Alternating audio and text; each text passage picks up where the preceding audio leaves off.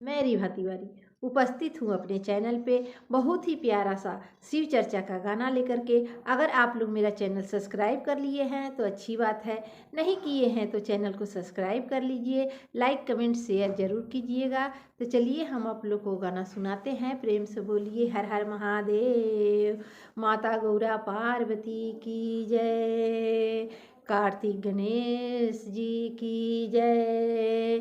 शिव गुरु की जय, हर हर महादेव। आ गईले आ गईले आ गईले कल जुगवा में शिव गुरु, आ गईले कल जुगवा में शिव गुरु, आ गईले कल जुगवा में शिव गुरु, आ गईले आ गईले आ गईले आ गईले आ गईले आ गईले आ गईले कल जुगवा में शिव गुरु, आ गईले कल जुगवा में शिव गुरु, आ गईले। गंगा में अइले हो जमुना में अइले, गंगा में अइले हो जमुना में अइले, गंगा में अइले हो जमुना में अइले, सरयुग के आके समा गईले, अरे सरयुग में आके समा गईले, कल जुगवा में शिव गुरु आ गईले, कल जुगवा में शिव गुरु आ गईले, आ गईले आ गईले आ गईले आ गईले आ गईले आ गईले कल जुगवा में शिव गुरु, आ गईले कल जुगवा में शिव गुरु, आ गईले कल जुगवा में शिव गुरु, आ गईले। बागों में अइले हो कलियों में अइले, बागों में अइले हो कलियों में अइले, बागों में अइले हो कलियों में अइले, अरे फुलवा में आके समा गईले, अरे फुलवा में आके समा गईले, कल जुगवा में शिव गुरु आ गईले, कल जुगवा में शिव गुरु आ गईले, आ गईले आ गईले आ गईले आ गईले आ गईले आ गईले कल जुगवा में शिव गुरु, आ गईले कल जुगवा में शिव गुरु, आ गईले।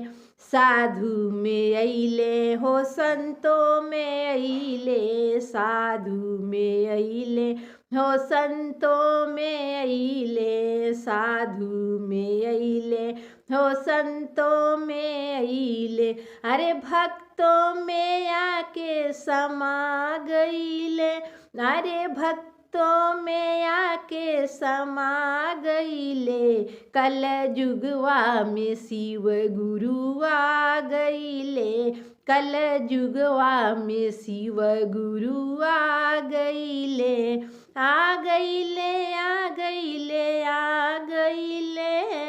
आ गईले आ गईले आ गईले कल जुगवा में शिव गुरु आ गईले, कल जुगवा में शिव गुरु आ गईले, कल जुगवा में शिव गुरु आ गईले। दाया में अइले हो चर्चा में अइले, दाया में अइले हो चर्चा में अइले, दाया में अइले हो चर्चा में अइले, दाया में अइले हो चर्चा में अइले, अइले हो चर्चा में अइले, दाया में अइले हो चर्चा में अइले, दाया में अइले हो चर्चा में अइले। अरे तीन सूत्र में आके समा गईले, अरे तीन सूत्र में आके समा गईले, कल जुगवा में शिव गुरु आ गईले, कल जुगवा में शिव गुरु आ गईले, आ गईले, आ गईले, आ गईले,